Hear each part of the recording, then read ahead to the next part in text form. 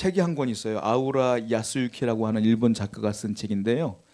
제목이 재밌어요. 꼭 필요한 사람, 있으나 마나한 사람, 없는 편이 나은 사람이라는 책이에요. 책 제목에서 딱 느낌이 오죠. 이 어떤 내용이라는 게 직장 내에서 그 사람들을 이렇게 분류한 거예요. 직장 내에서 어떤 사람이 첫 번째 없어서는 안 될 사람, 우리 직장에서 없어서는 안 될 사람. 이 사람은 일도 잘하고 능력도 있고 유능하고 또 인간관계도 잘하는 사람들이래요. 이 사람들은 꼭 있어야 된다라는 거예요. 둘째는 있는 편이 나은 사람이 있어요. 이 사람은 일을 잘해. 그러니까 있는 게 훨씬 낫다, 이득이다 우리에게. 이런 측이에요. 세 번째는 없어도 상관없는 사람이에요. 일은 열심히 하는데 이 효과가 미미해. 잘 못해. 그래서 그냥 없어도 상관없는 사람. 이렇게 표현을 하는 거예요. 네 번째는 없는 편이 나은 사람이 있어요. 이 사람이 일하면 다 일이 커져. 그러니까 차라리 없는 게 낫다. 이렇게 평하는 거고요. 다섯 번째는 있어서는 안 되는 사람이 있어요. 그 직장에 이 사람 때문에 분란이 일어나고 이 사람 때문에 사람들이 심지어 너는 암적인 존재라고 말하는 사람도 있다는 거야. 이 사람들은 절대로 있어서는 안 되는 사람이라는 거죠. 저는 이렇게 분류하는 거 되게 싫어해요. 왜냐하면 책은 이렇지만 저는 이렇게 분류하는 거 너무 싫어해요. 왜냐하면 우리 교회 내에서는 다 있어야 될 사람이거든요. 하나님이 필요하기 때문에 보낸 거거든. 몰라요. 성도들은 어떻게 볼지 모르겠어요. 저 사람이 있어야 돼, 없어야 돼, 있어도 많아야 이렇게 평가할 수 있지만 목사인 저는 그렇게 보지 않아요. 다 있어야 돼. 하나님이 다 보내신 거예요. 그러니까 우리도 똑같은 마음으로 바라봐야 돼. 왜냐하면 하나님 입장에서 볼 때는 다 하나님의 사랑이 하는 사람이야. 다 하나님의 자녀예요. 그러니까 우리 또한 사람들을 볼 때 그렇게 바라봐야 되지 않겠느냐라는 거예요. 솔직히 말하면 우리가 누구를 판단하겠어요. 나도 죄인인데 내가 나를 볼 때 얼마나 형편없어요. 내가 근데 누구를 판단하겠어요. 그러니까 우리는 항상 하나님 앞에 겸손하고 내 이웃과 내 형제와 자매들 사람들을 볼 때 다 나보다 낫다, 훌륭하다 이렇게 인정하고 섬길 수 있는 겸손한 사람이 돼야 될 줄로 믿습니다. 그런데요, 참 이상해요. 그걸 뭐라고 말하면 은혜라고 하거든. 왜냐하면 은혜로운 사람들은 사람을 그렇게 바라봐요. 은혜가 떨어지면 사람을 안 좋게 보거든. 그러니까 이게 은혜가 중요해. 예를 들자면 이런 거예요. 평상시에 늘 있던 것이 있는데 어느 날 볼 때 저게 있었네? 이런 경우가 있어요. 그렇죠? 맨날 있었는데 어느 날 눈이 확 들어오는 경우가 있단 말이에요. 그게 은혜야. 예전에 어떤 성도님이 그러더라고요. 자기네 앞마당에 꽃이 핀대요. 1년마다 피겠죠. 매일매일 피겠죠. 그런데 병원 갔다가 온 거야. 입원을 한참 하고 있다가 힘들어서 오셨어요. 오셨는데 맨날 보는 꽃인데 그날따라 그렇게 이뻐 보이대요. 그 꽃이. 그러니까 자기가 아프다 오니까 너무 이뻐 보이는 거야. 늘 있었던 곳에 있었는데. 그걸 뭐라고 말해요? 은혜라 그래. 하나님께 은혜 받은 거예요. 사람을 볼 때도 매일 보던 사람 보다가 어느 날 갑자기 이뻐 보이는 경우가 있어. 그 은혜 받아서 그런 거예요. 그러니까 모든 문제는 뭐냐? 은혜가 있느냐? 은혜가 없느냐? 이게 중요해요. 그러니까 모든 문제는 저 사람에게 있는 게 아니야. 누구한테 있어요? 나한테 있는 거예요. 내가 은혜가 있으면 다 이뻐 보이고 내가 은혜가 없으면 다 안 이뻐 보이는 거예요. 그러니까 성도들은 늘 하나님 앞에 은혜를 받고 살아야 된다. 제가 이 얘기를 왜 하냐면 제가 어느 날 늘 부르는 찬송가가 있는데 우리가 인내 송부할 때 맨날 부르는 찬송가예요. 그러니까 어느 날 가사를 보다가 깜짝 놀랐어. 이게 이런 가사였네 하고 은혜 받은 게 있어요. 그게 뭐냐면 35장이에요. 큰 영화로우신 주. 제가 불러볼까요?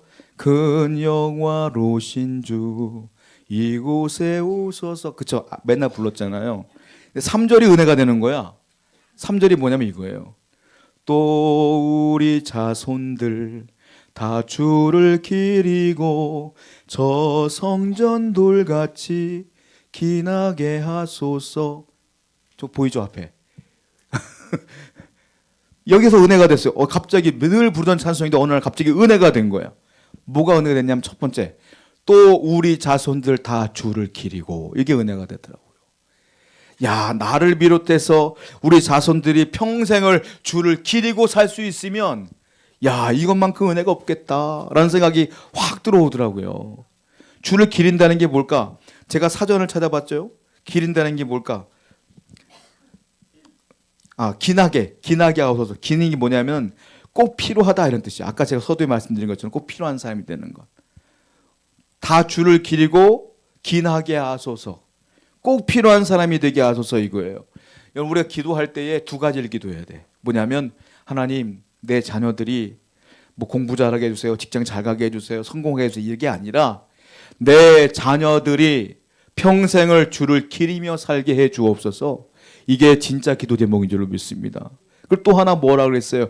주 성전 돌같이 기나게 하소서.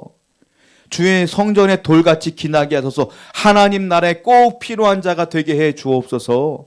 이게 기도 제목이 돼야 돼요. 하나님 나라에 필요 없는 자가 아니라 꼭 필요한 자가 되게 해 주옵소서. 바로 여러분들이 그러한 성도가 돼야 된다는 거죠.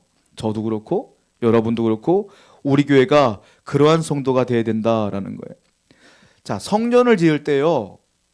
이 본문은 오늘 본문은 솔로몬이 하나님께 성전을 짓는 장면인데 성전을 지을 때 제일 많이 들어간 재료가 있어요. 뭐냐면 돌 그리고 나무예요. 그 당시 예루살렘 성전을 솔로몬이 짓는데 솔로몬 성전이라고 하는데 돌을 가지고 바깥을 싸고요. 이 나무로 다 안을 다 장식했어요. 특별히 이 백향목이라는 나무로 썼는데 백향목은 이스라엘제가 아니에요. 수입산이야. 두로와 시돈에서 히람왕과 조약을 맺어서 수입을 해요. 솔로몬이. 백향목이 최고의 목재거든요. 그래서 하나님께 최고의 성전을 드리기 위해서 백향목으로 만든다라는 겁니다. 제가 국기 하나, 나라 국기 하나 보여드릴게요. 이게 어느 나라 국기인지 아세요? 레바논입니다. 레바논. 레바논이 어느 나라냐면 성경에 나와. 성경에는 레바논이라고 안 나와. 뭐라고 나와요? 제가 조금 아까 말했어. 두로와 시돈으로 나와요. 두로와 시돈이 레바논인데 지금 레바논의 국기 앞에 저 퍼렇게 보이는 거 있죠? 녹색. 저게 뭔지 아세요? 저게 백향목이에요. 두로와 시돈의 특산품이 백향목이거든. 그러니까 레바논도 지금도 백향목이 유명해. 그래서 백향목이 딱 그려져 있는 거예요.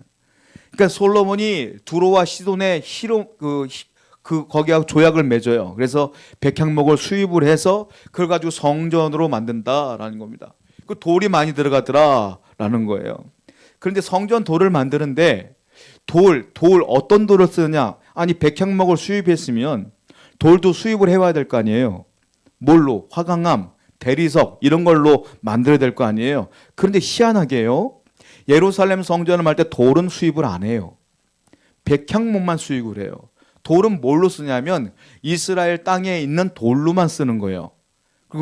그런데 이유가 있어요. 여기서 주시는 교훈이 있는데 이스라엘 성지순례 가보신 분들은 혹시 있을지 모르겠지만 그 나라 가보신 분들이 있을지 모르겠지만 이스라엘은 화강암이 아닙니다. 대리석도 아니에요. 뭐냐면 석회암이야. 그러니까 되게 우리가 볼 때 좋은 돌은 아니에요. 그런데 이스라엘 땅에 나오는 돌로만 성전을 짓게 됩니다. 여기 교훈이 있어요. 뭐냐면 이스라엘 지역에 난 좋지 못한 돌들을 사용하여 성전을 짓는 거예요. 뭐냐? 하나님의 사람을 사용하시는데 대리석같이 반들반들한 사람만 쓰는 게 아니라 화강암처럼 강력한 사람만 쓰는 게 아니다는 거. 아무것도 아닌 이스라엘 길거리에 널려져 있는 아무것도 아닌 돌들을 가지고 하나님의 성전을 만들어요. 즉 저와 여러분도 소망과 희망이 있다 이거예요. 아무리 부족해도 하나님이 들어 쓰시면 쓰여지는 거예요. 아무리 잘나도 하나님이 안 쓰면 안 쓰여지는 거야. 쓰는 사람 마음이요. 그러니까 하나님께서는 우리를 비록 부족하고 연약할지라도 들어 쓰시면 하나님의 도구가 될 줄로 믿습니다. 이게 복이라 이게. 하나님께서는 그래서 이걸 가지고 교훈을 주시는 거예요. 그래서 이스라엘에 있는 돌 가지고 성전을 만들어라. 또 하나는 석회암은요 어떻게 만들어지는 거냐면 이게 퇴적이 계속돼요. 그러다 보니까 압력으로 계속 눌려져서 이게 단단해지는 돌입니다. 그러니까 이 압력이 뭐냐면은 이 눌려지는 거 아니잖아요. 그러니까는 사람이 살다 보면은 고난도 있고 역경도 있고 어려움이 있겠죠. 하나님은요 아무 문제 없이 편하게 사는 사람만 쓰는 게 아니라 어떤 사람을 주로 쓰느냐면 고난으로 계속 눌려있던 사람을 써. 대표적인 사람이 누굽니까? 다윗. 누구예요? 요셉. 누구예요? 모세. 이런 사람 다 뭐예요? 고난으로 계속 눌렸던 사람이야. 왜? 고난이 있어야 사람이 겸손해지거든. 고난이 있어야 하나님께 기도하거든요. 그러니까 하나님은 여러분들이 고난을 주고 어려움을 주는 이유가 뭐냐면 쓰려고 그러는 거예요. 쓰려고. 고난이 있어도 그래서 원망하지 마시라고요. 저는 맨날 웃고 이렇게 있지만 저 돌아온 삶을 얘기하면 눈물 없이 못 들어. 왜? 하나님을 쓰려면 고난이 있어야 돼요. 그러니까 고난 있고 어려움 있고 문제가 있으면 하나님께 감사하셔야 돼요. 야, 드디어 나도 쓸라나 보다. 하나님께서 잘 이기게 해 주옵소서 하고 하나님 붙들면서 이기실 줄로 믿습니다. 그럴 때 하나님께서 은혜를 주신다는. 그리고 성전 돌 같은 이 돌의 두 번째 교훈이 있어요. 뭐냐면 그냥 갖다 쓰지 않아요. 갖다 어떻게 해요? 거기서 다듬어요. 다듬는 게 뭐예요? 다듬는 게 고난이야. 그러니까 하나님은 아무나 안 써. 다윗도요, 하나님께서 먼저 선포해요. 뭐라고 합니까? 너 왕 될 거다. 그럼 왕 될 거다 하면 왕이 돼야 되잖아요. 왕 얼마 만에 됐어요? 10년 넘어서 됐어. 근데 10년 동안 뭐 했어요? 하루도 빠지 않고 10년 동안 도망댕겼어. 사울이 죽이려고 하니까. 여러분, 10년이라는 세월 우리가 지나보니까 금방 가네 그러죠? 여러분이 잘 먹고 잘 사니까 10년 금방 간 거예요. 매일 누가 나 죽이려고 생각하고 10년 도망 다녀봐. 그게 잘 가요 그게? 다윗에겐 100년과 같은 날이요. 다듬는 거야. 다듬는 거. 다듬어야 쓰거든. 근데 아직도 도망 다니네? 아직 덜 다문겨. 그러니까 하나님께서는 10년쯤 되니까 다듬어지니까 그때 쓰신 거예요. 요셉은 어때요? 꿈 먼저 보여줬어요. 해와 달과 11별이 변하는 꿈을 먼저 보여줬어. 그리고 뭐 했어요? 노예로 팔리고 감옥에 갇히고 난리도 아니야. 하나님은 먼저 쓴다고 선포한 뒤에 고난을 줘요. 여러분도 하나님 다 사랑하시는 줄 믿습니다. 믿음을 줬잖아요. 그러면 고난이 올 수 있어요. 이건 날 다듬는 것이다 라고 믿으면서 잘 승리하시기 바랍니다. 자, 그리고 다듬다는 말이 있는데 다듬다는 것은 히브리어로 샬렘이에요. 많이 듣던 말 아닙니까? 샬롬. 샬롬의 어원이 샬렘이야. 그러니까 다듬는 게 뭐냐면 샬롬이 뭐예요? 평화죠. 화평이죠. 샬렘은 뭐냐면 다듬다야. 다듬어. 왜 평화가 오느냐? 다듬어져야 평화가 오는 거야. 그러니까 하나님께서 다듬어 준 뒤에 우리에게 오는 게 뭐냐? 샬롬이다 이거예요. 그냥 샬롬이 오는 게 아니에요. 신앙적 연단이 있은 뒤에 하나님이 여러분들에게 샬롬이란 평화를 주실 줄로 믿습니다. 그래서 지금 평화가 없나요? 곧 올 거예요. 잘 다듬어지면 반드시 올 줄로 믿습니다. 성경을 볼게요. 열왕기상 6장 7절 말씀입니다. 시작. 다듬고 가져다가 건축하는 동안에 성전 속에서는 방망이나 도끼나 철 연장 하나님께서 말씀하세요. 이 돌을 가지고 성전에 들고 가서 거기서 다듬어서 거기서 쓰지 말라 이거예요. 여러분들 뭐 건물을 지을 때 잘 뭐가 악구가 안 맞으면 어떻게 해요? 거기서 다듬죠. 그리고 거기서 다 맞춰서 쓰잖아요. 절대 그러지 말라는 거예요. 어떻게 하느냐면 성전에서는 채석장에서 돌을 캔 뒤에 거기서 다 다듬어서 들고 가서 성전 내에서는 망치 소리, 도끼 소리, 철 소리 아무것도 들리게 하지 말아라. 그냥 잘 만들어 봐 이거예요. 무슨 소리냐? 성전은 조용해야 된다 이 말이에요. 왜? 거기는 기도 소리, 찬송 소리만 나야 돼. 말씀의 소리만 나야 돼. 성전이 시끄러우면 안 된다는 거예요. 교회는 시끄러우면 안 돼. 이게 뭘까요?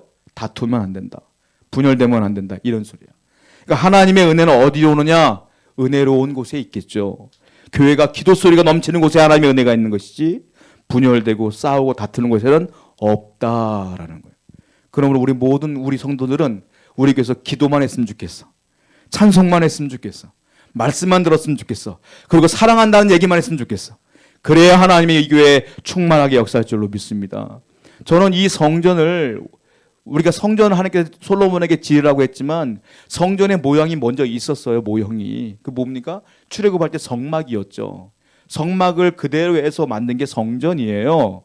자, 성전에 보면은 아까 돌을 가지고 성전 벽을 만들었거든요. 그런데 성막은 뭘로 만들었냐면 이 벽 울타리가 있거든요. 조각목으로 만들어요. 조각목과 널판으로 만들어. 한번 볼게요. 출애굽기 26장 15절입니다. 시작. 조각목으로 성막을 위하여 널판을 만드는데 조각목이 뭐냐면 아카시아 나무예요. 하나님의 성전은요 좋은 나무로 안 만들었어. 아카시아 나무 쓸모없는 나무로 만들었어. 왜? 이것도 은혜예요. 우리 같은 사람을 통해 성전을 만드는 거죠. 그래서 널판을 만들어요. 널판을 만든 뒤에 그 널판에 금으로 입혀요. 이렇게 성막 벽을 만드는 거예요. 조각목은 아무것도 아니야. 하찮아. 근데 거기다 금을 입혀 도금을 하는 거예요. 왜냐? 성벽을 이루는 게 얼마나 귀한지를 말씀해 주시는 거예요. 금처럼 귀하다. 이 성전을 이루고 있는, 성막을 이루고 있는 사람이 누구냐? 우리거든요. 우리가 그렇게 귀한 거야. 그러니까 하나님의 은혜 가운데 우리는 늘 겸손하게 기도하고 예배하며 서로 사랑하며 살아야 될 줄로 믿습니다. 이게 성전이다. 고린도전서 3장 14절 말씀 볼까요? 시작. 이 모든 것 위에 사랑을 더하라.